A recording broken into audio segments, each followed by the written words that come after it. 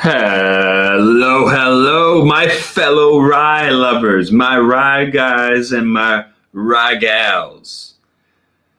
That rye gals doesn't work as well because it doesn't rhyme, but that's okay. This is a welcome place for all of you who love rye.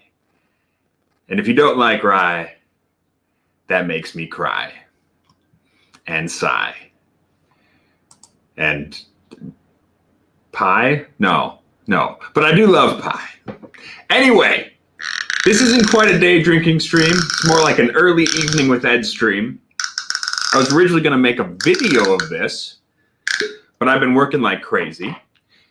So I didn't have time to shoot and edit a video. Instead, we're going to do it live. We're going to do it live. Fuck it. We'll do it live. We'll do it live. Let's see who's already hanging out with us live, all the way live. Sawyer from Cincy says Blackened cross Willett, hashtag sacrilegious, hashtag abomination. We'll certainly find out. Kilco Whiskey Musings, go show some love to Kilco. If you're watching right now, go subscribe. If you're watching on the replay, go subscribe. Gary White, what's up? This does look interesting. I think so.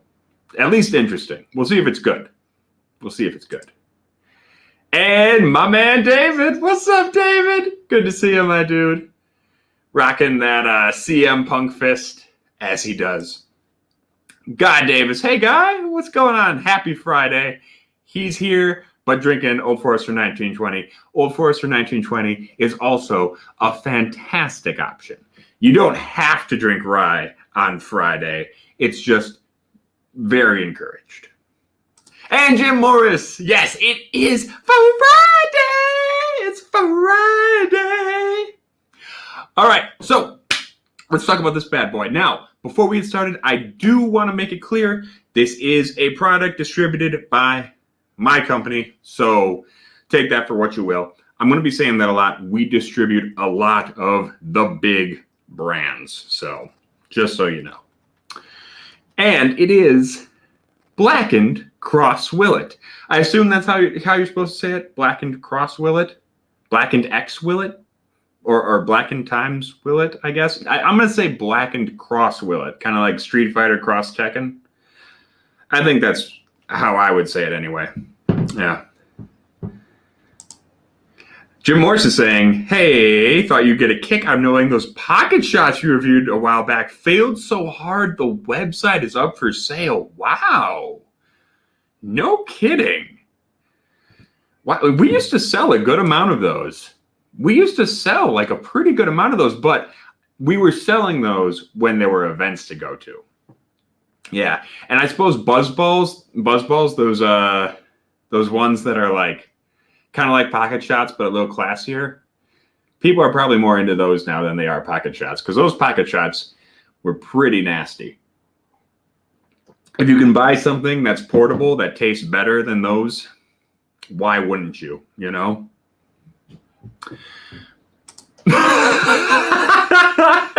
Eric, one of my former coworkers at Ray's, says better tell Brian about that. Brian was our cashier who, yes, he was in the place where the pocket shots were being sold. We had to put a bunch of them on half price just to get them to move. I remember the gin ones were terrible. No one drank the gin ones. Vodka moved a lot. Whiskey did okay, but yeah, gin was awful, really awful. Brandy wasn't great either. All right. Anyway, let's talk about this boy. We're not talking about no pocket shots tonight. What we're talking about is Blackened cross Willett. So this is a new thing from those guys at Metallica. That's of course short for Metropolitan Alica.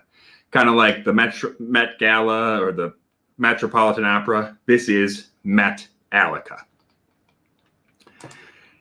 Stupid's sake, that's what a flask is for. Yeah, just get yourself a plastic flask. You can just fill it with all the good stuff.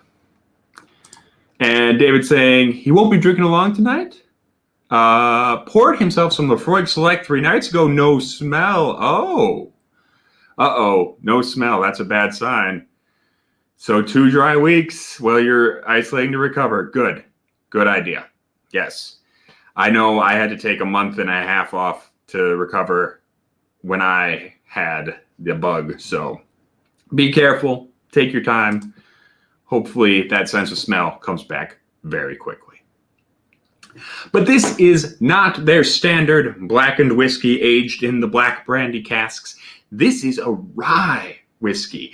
Obviously, it's from the Willett family estate, and it was made in collaboration with, what are their names? Rob and Evan? I actually forgot their names already. Shit. The folks from the Willett family estate. I believe it's Rob Dietrich and is it Evan something? Evan Ackerman? They have his signature on here, but I can't read it for the life of me. Let me look it up real quick so I remember who these guys are. I'm so good at my job, you guys. Knowing the people behind the stuff. Yes, I am 21. All right, let's see here. Who were these guys? So much like when they worked with Dave Pickerell. So let's see. Robert Dietrich and master distiller Drew Kulsvin. That does not look like Drew on the bottle. That does not look like Drew on the bottle at all. Anyway, yes, but much like how they collaborated with Dave Pickerell for their original release, Metallica has, teamed up with the guys over at Willett to release this. I think that's a smart move. Rather than being a very, the kind of celebrity who's just like, whatever, I'm just going to buy some whiskey. I'm going to just put my name on it and hope it sells and try to move a bunch of stuff. They were like, all right, let's seek out some people who have a track record, who know what they were doing, know what they have been doing, blah, blah, blah. And we'll work with them. They have the money to do that, right? They're Metallica. They got all the money in the world to go out and find some people and hire some people to do this work for them. So why not? Why not? Let's work with the best. That's a good idea. So they went and they got some Willett Rye. Hey, what's up, Scott Moody? Good to see you, my man. And everyone is saying, yes, swift and full recovery, David. We all hope you get better quick. Okay. Oh, and that's the only symptom? I'm glad to hear that, man. I'm glad to hear that. You don't want the other ones. My lungs hurt so bad. It was the worst. I'm glad to hear it's that. I hope it moves quick. I know some people have lost their smell for a really long time. I hope that doesn't happen to you, my man. But yeah, so they went and they got some Willett. Now, the interesting thing is they don't tell us the exact mash bill of the Willett they got. All they say is that one is a high rye version of the Willett rye. The other is a lower rye version. So we can kind of parse out that based on what we know, we're looking at probably, a very high 90 to 95% rye, likely blended with something more along the lines of the quote unquote barely legal rye. I don't really care for that term because it's rye. If it's over 51%, it's rye. You don't call a high rye bourbon a barely legal bourbon. Whatever. That's just me being persnickety. Hey, what's up, Donner? Good to see ya. So they got this. They're approximately 6.5 years old is what they're telling us. They took it, blended it, and then aged it in Madeira casks. The fun thing with Madeira, now they don't tell us which Madeira, okay? Madeira can mean a few different things. There are American Madeiras coming out of California and Texas that aren't true, real Madeiras, but there are also the true actual Madeiras coming from the island of Madeira, the Madeira archipelago off the coast of Africa, which is part of Portugal. And they make wines that are heavily influenced by heat. So they figured out that adding neutral grape spirits to their wines made them last longer. They shipped them around the earth a couple of times. Some of it came back. They realized, oh, hey, these wines that have been on the ship got exposed to heat and they aged a lot, took on a lot of wood flavor. So they're awesome now. Let's recreate that on the island of Madeira. And thus, the Madeira wine was born. So that's what they finished it in. Now, we don't know, again, what kind of Madeira, because there are dry Madeiras, there are sweet Madeiras, there are Madeiras that are aged artificially with artificial heat, kind of like a sauna. There are also Madeiras aged with just sun heat, just regular old, leaving it out in the sun. We don't know what kind they used here, but it's probably going to provide a darker, heavier red wine kind of taste. Probably. That's generally how Madeira is run. So.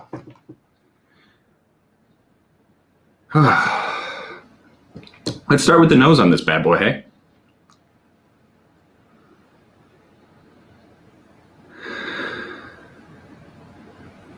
Now, my thing is, and you may be surprised to hear this if you know anything about me, I actually regular Willett family estate is actually too caustic for me. Sometimes. I'm a guy who I always say I want my rye to be as young as possible. I want it to be as dilly as possible, and I want it to be as black licorice as possible. But Willett runs so dilly. It's so dilly and so caustic. It actually is a little too much even for me sometimes. So I gotta say though, on the nose, you definitely do get this big, that dilly. There's dill here. There's dill and there's that kind of wet vegetation. You know how ryes can run really eucalyptusy, greenery. Sometimes they even run to like wet leaves and earthiness, like an earthiness and kind of decomposing leaves. It's there. That's certainly there. However, it is kind of muted. It is very much muted compared to their usual Willett big, expansive, super dill kind of thing. Oh, what is Guy Davis responding to? Oh, I'm very glad Michael Jackson never got to release a whiskey. I'm not even going to touch that one. There's a lot to unpack with that motherfucker.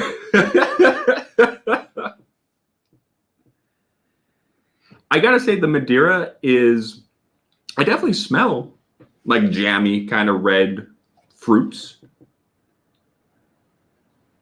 But it's not overpowering. And it kind of mixes with that vegetal, little eucalyptusy thing, and gives it a little bit more of like a fresh fruit kind of thing. Combined, they kind of make like a red apple or a red apple and plum kind of thing. It's not bad. I'm digging it. The other thing I should mention with these guys is obviously because this is a Blackened product, they also did their like black noise technology on it. So when they were aging it in their Madeira barrels, they blasted it with thrash metal. Thrash. I don't know how much effect that actually has. Generally, those ultrasonic aging things, I think, are kind of gimmicky. If you start out with a good whiskey and you put it through the ultrasonic, it's going to be good. If you start with a shite whiskey and run it through the ultrasonic, it's going to be slightly less shite, but probably still pretty shite. So, yeah. Donner is saying, here's our preference is the 51% rye ones like Rittenhouse over the 95% ones. And that's totally fair. Totally fair. I'm going to get a sip real quick.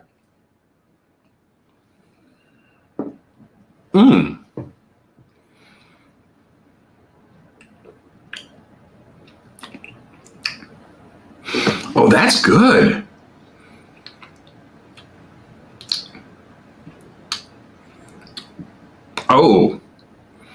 Oh, that's actually really good.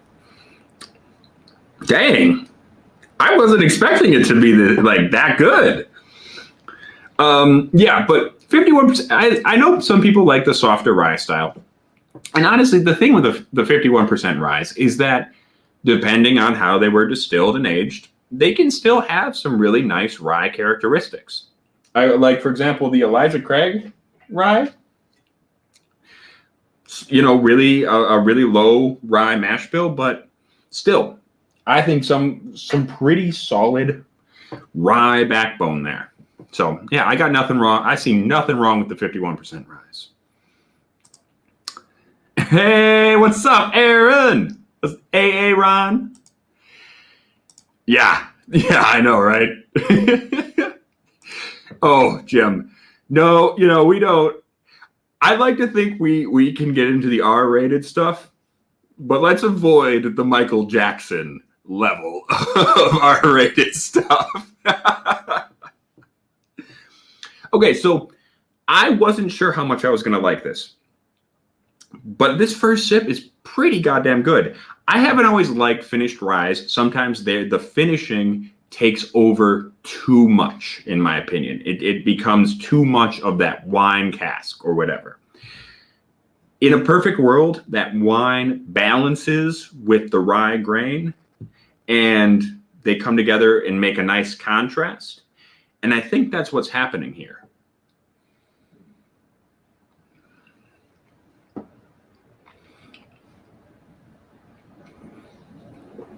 Yeah, you get a sweet strawberry and plum.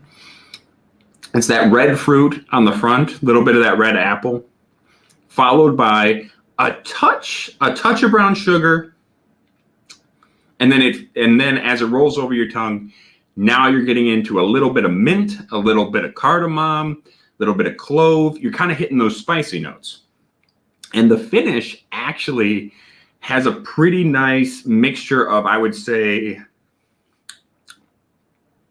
like it's that brown sugar and the eucalyptus mixed together with just a little bit of fruit. It's not rye fruit though. Rye fruit usually is that peachiness, for me anyway, peaches, nectarines, apricot. This isn't that. This is definitely, the fruitiness is coming more red fruit, darker fruit, boiled apple, or even, like a fresh berry. There's a mixture of boiled and fresh fruits in there. I like it. I actually like it a lot.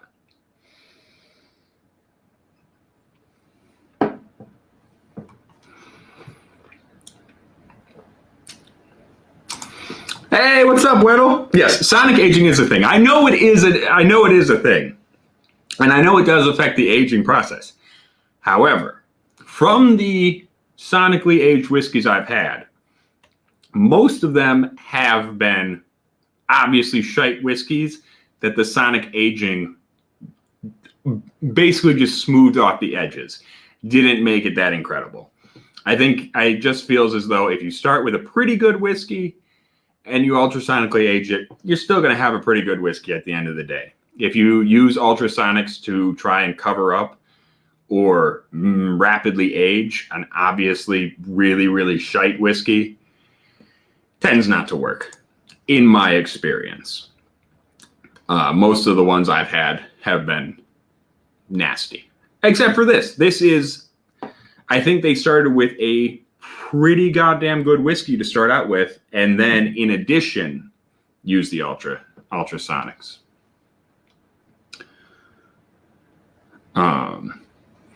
Oh, if it were the Michael Jackson who wrote so many good books about beer and whiskey, that would be a good thing. But so many people would get confused by the name. Right, there is the Michael Jackson who wrote all those books. Oh, I didn't know Copper and Kings used ultrasonic aging. That's interesting. Because I have had their stuff and I liked it. I haven't really run into too many whiskeys I like, though. So. Oh, you're just saying hi to Aaron. I can't actually see the bottom of my screen, so I just pop you guys up when I see a message come up. So I wonder if I can put this up a little.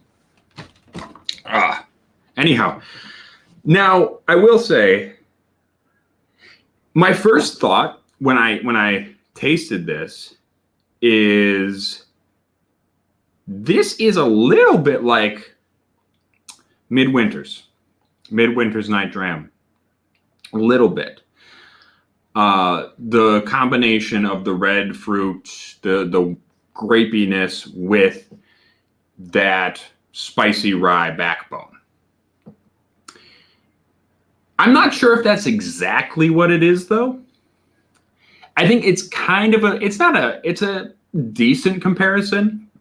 This one, it doesn't have quite as much. The really great Midwinters have always had just a really beautiful, that sweet note combines with the rye in such a way that it's kind of like eating an Oreo with your rye, right? If you guys know that analogy, the people who've been watching the channel for a while, mixing an Oreo in your rye with your rye, you get the fudginess with the dryness, the dry spicy. That's what Midwinter's does.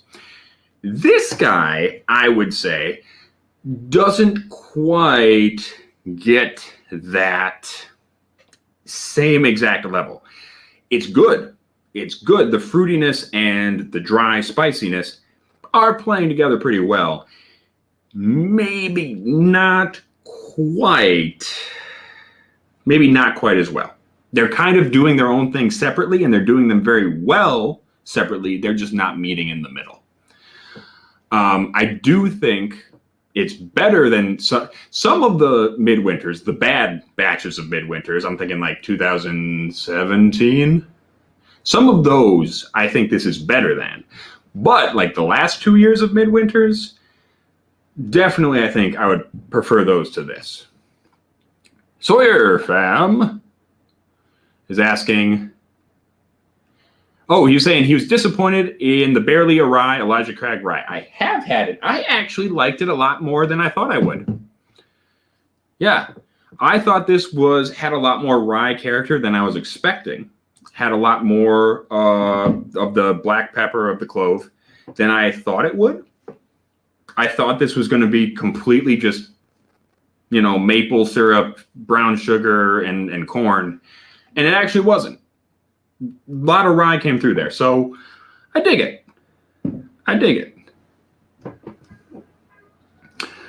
Donner is saying, seems like a marketing thing to have Elijah Craig Rye when the distillery already has a Rittenhouse in Pikesville. Yeah. I mean, you already have two big rye brands. Do you need another? But the name Elijah Craig carries a lot of weight. I get it. And I don't know, we can always ask Mr. Weddle what they did differently, if anything. So Jim Morris brings up a good point, because we haven't talked about price. He's saying that one store near him has Blackened Cross Willett, but they want $200 for it in a bundle with the regular Blackened. Yeah, you see, and now here's the thing. This was running $140 around me. I mean, just for the bottle. There wasn't a bundle or anything like that. This is just for Blackened Cross Willett. And that's a little steep. That's a little steep for what you're getting. I like it. I think it's good. But at $130, this is one of the more expensive ryes I have bought. And generally, I'm not a fan of paying a lot of money for rye. Not because there aren't good ryes at higher price points, more so because there are so many really, really great ryes at lower price points. You get a lot more bang for your buck in rye whiskey than you do in a lot of other whiskeys. Bourbon, certainly you get some really good stuff at cheaper levels. I think rye, maybe even more so. Because seriously, like Piggyback from Whistle Pig, I love Piggyback way more than 15-year-old Whistle Pig or 18-year-old Whistle Pig. Or even like Old Overholt Bonded. Yeah, fuck yeah, that stuff's great. That stuff's fantastic. So 140 is pretty steep. Pretty steep. Would they be selling this for that much if it didn't have Metallica's name on it? Nah. And the Madeira barrels, they're fun. I like what they did to the whiskey. Is it worth 130, 140, whatever it is by you? Probably not. I got to be honest with you. This is a fun little gimmick. I like it as it is. But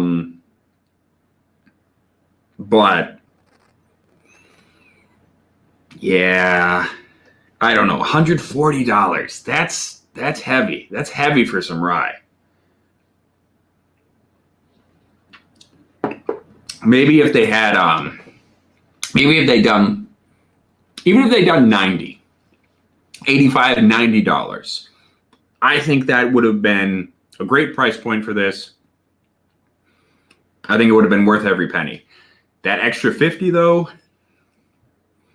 nah, that's a bit too much. David is asking if it has real or artificial corks. It is actually artificial. Yeah, they went with the artificial one, which I appreciate. I'm a big fan of the artificial cork. You can see that. Come on. There you go. Yeah. I love the artificial corks personally. Keeps me from having to go around and tip all my bottles once in a while. Doesn't contain grain alcohol. Can you put it on your skin?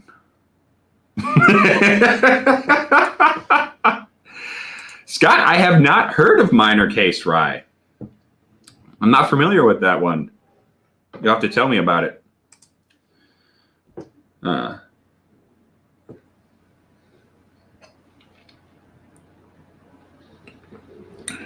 Oh, an MGP?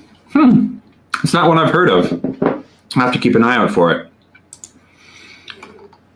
It has been interesting seeing what MGP source stuff is making it out the door these days, because we have suddenly seen a dearth in MGP sourced bourbon.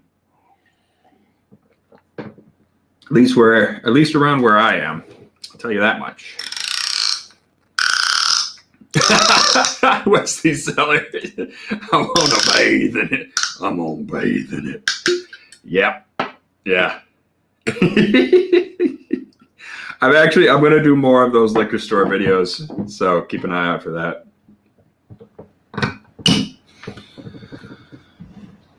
Like a waitress boy. Oh, that's creepy. That is creepy.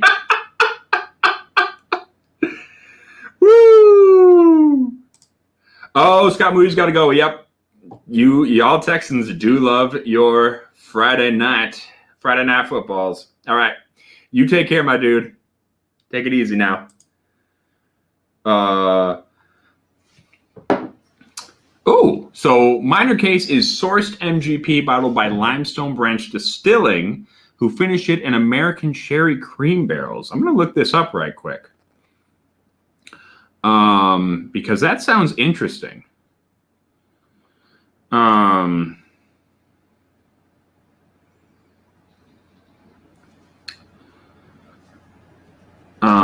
Hold on, let me find it right quick.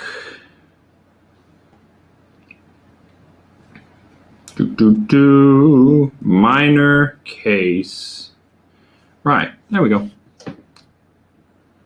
Oh, I've seen this bottle around. I have seen this before. I've never tried it though. I'm gonna have to get this now, because this looks cool. This looks neat. I'd be interested to see what an American sherry barrel does to the MGP. Because, I mean, we have so much sherry whiskey, but it's never really, what was I going to say? Oh, it's always, the Scotch style where they're bringing it over from Spain. They're doing it with just a little bit of sherry seasoning. It's not like this. This is weird. Yeah, sherry cask finish, American cream. That's super weird. I'm going to check that out.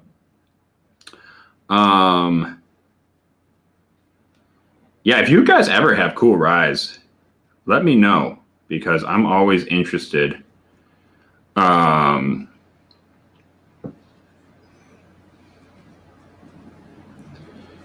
that. Anyway, let's see here.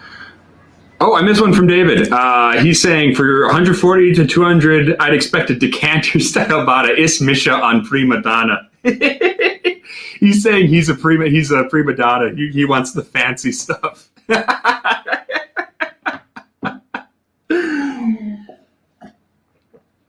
Yeah, I mean, that's fair. That's fair. I mean, I don't know. It's a cool bottle.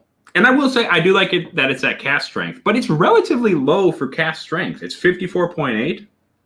That's not actually that high for cast strength. They must have had some barrels that were not exactly super hot and dry. They must have had them aging in a maybe, I don't know, center of the warehouse, bottom of the warehouse probably.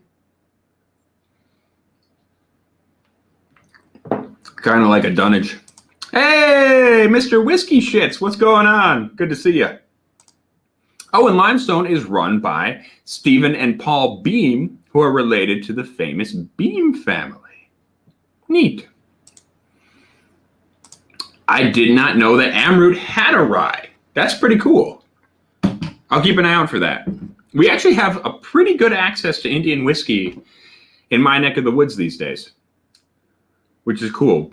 The Amroots, the Paul Johns, and a lot of the lower end stuff too, for sure. Actually, speaking of which, I picked this up. I'm going to do a full review on this because this is so weird. This isn't actually rye, but I'm going to do a quick pour of this on stream just to try it because I got nothing better to do than get drunk tonight. I'm going to get drunk and I'm going to watch wrestling. That's my plan for the evening. I'm going to drink a copious amount of alcohol, and then I'm going to watch SmackDown and Rampage. So, yeah, it's going to be a good time. I'm going to do a Scottish rinse right quick. So, down on the south side, the south suburbs of Milwaukee has a pretty big Indian community. So there's quite a few store owners who bring in Indian whiskeys, which is fun. And I happened on this a couple days ago while I was out on my route. This, I have never seen this before. This is Sterling Reserve Blend 10. Sterling Reserve Whiskeys Blend 10. It's a spirit whiskey. So this is an Indian whiskey, but it's imported Scotch malts aged in bourbon oak casks blended with finest Indian spirits. And the back says it's 37.37% grain neutral spirits, 11.01% Scotch whiskey. What is the rest? That's what I want to know. Because they don't tell us. 37.37 grain neutral, 11.01 Scotch whiskey. What else is in here? What else is in here? I really want to know. Because that's a good 50% of whatever they blended in here, they're not telling us. So I would love to know what the fuck I'm drinking right now.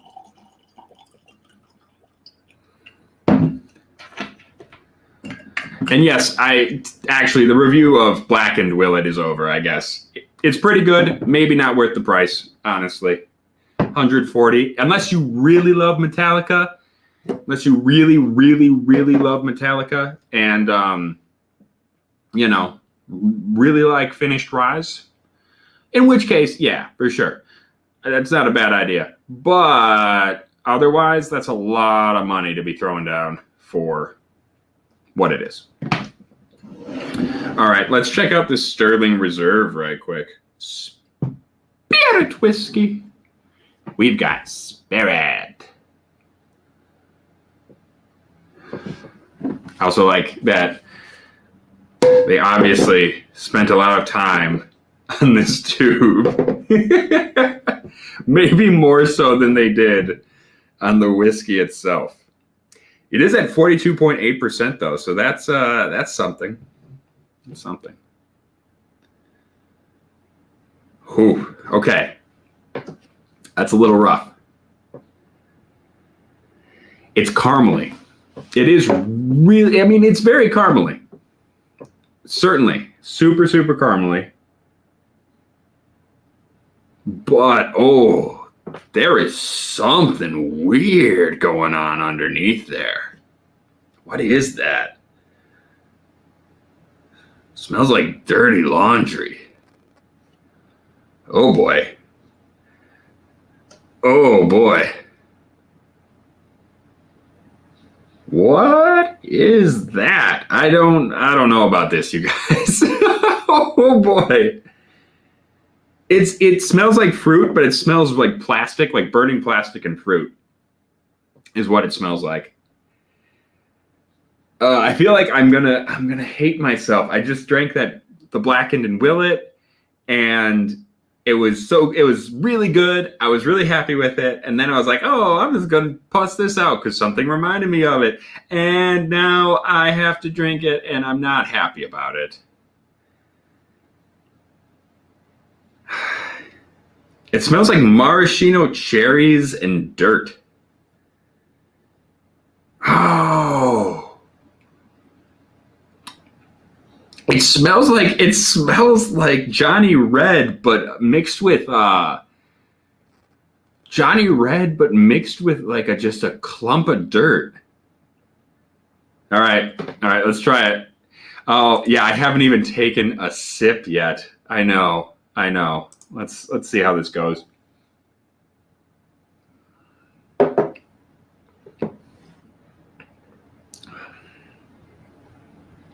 Oh.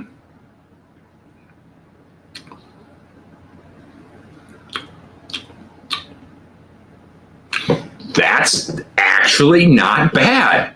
That nose made me think this was going to be terrible. That nose, I thought this was going to be the worst, one of the worst whiskeys I'd ever had. That nose is so bad. But the taste really isn't. You can tell the Scotch whiskey that they blended into this, it has to have a peated element. I can tell you that much right now. There's definitely a peated element, and there's definitely a sherried element. They definitely had at least those two things in there. It says bourbon barrel, but I don't think that's true. I think there was some sherry element in here.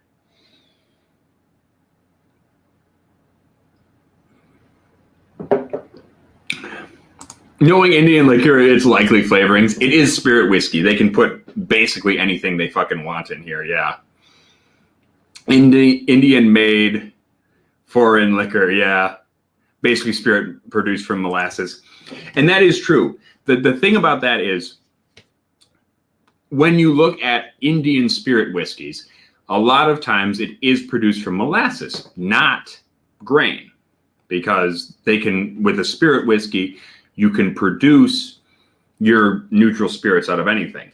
With this one, though, we do know it has to be grain neutral spirits because they did tell us that it is, in fact, grain neutral, which doesn't make a huge deal when you distill it up that high. But it's something, I guess. You know, yeah, you distill it up to 98%. Does it really matter? No, but at least they're trying. I know. Well, I told you, I'm trying to get drunk. No, the YouTube, I'm not encouraging heavy drinking. Shut up.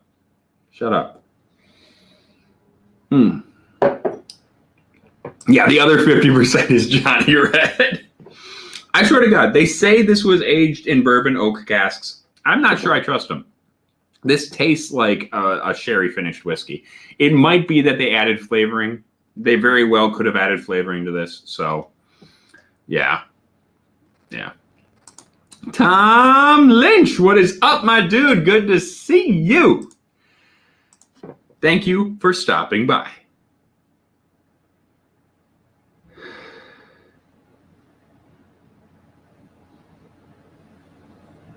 I don't hate it. I don't hate it. That nose is terrible. That nose is terrible. The taste is actually pretty good. I might have the old man over and we're going to do a whole review of this.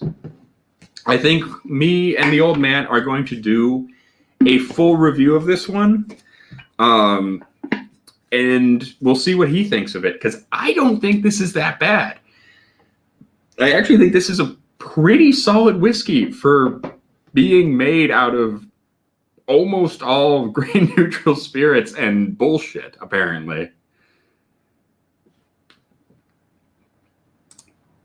David saw McDonald's Indian rum in a carton, no less, on sale in Goa for the equivalent of 45 cents.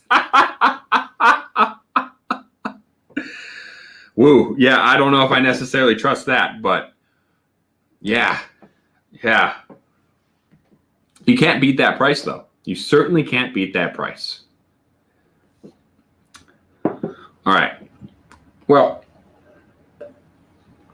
yeah, right? Pre-wrestling drink. All right. Well, I think I'm going to call it a night. I originally just came on here to talk about Blackened across Willett, but this kind of cascaded, as it does, into me drinking other things. But I'm going to leave you now. I'm sure there are better channels you could be watching. There's a lot of people streaming tonight. Go watch them instead of this bullshit. But most of all, whatever else you do tonight, stay safe, stay healthy, and before I go, I will answer this question. Sanctorum of Spirits is asking, how much is Blackened Willett going for out there? 130 to 140, 145-ish. Heavy.